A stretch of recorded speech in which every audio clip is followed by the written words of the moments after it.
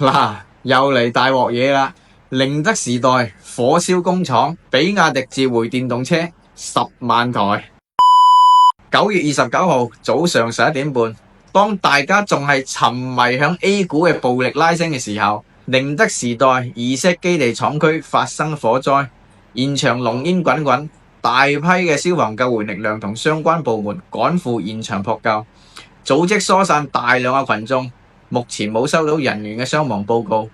大火持續燒到晚上8點鐘，都未能夠完全撲滅。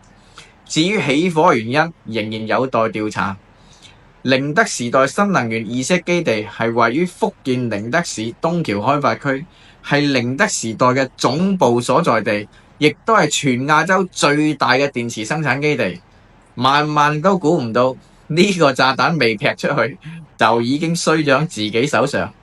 呢鑊閪嘢真係老貓燒鬚。同一日下晝2點鐘，比亞迪宣布召回電動車10萬台，涉及嘅車型係國產嘅海豚同埋元 Plus 兩款車型。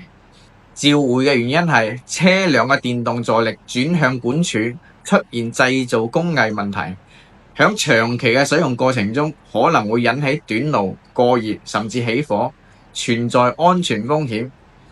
對於比亞迪今次嘅主動召回，都體現咗佢嘅社會責任。比起其他作車標啊、冚遮醜布嗰啲車企，都算係好多噶啦。起碼都算係起到帶頭作用。畢竟佢仲係喺呢個行業入邊算係大哥大。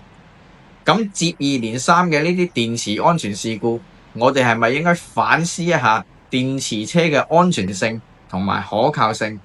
連電池嘅生產製造企業都冇辦法控制電池嘅自然風險，更何況嗰啲一無所知嘅平民百姓，電池一旦着火，真係會賠到傾家蕩產。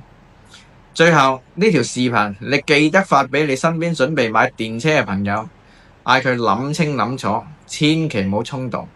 我打了搞過來，你們還沒明星。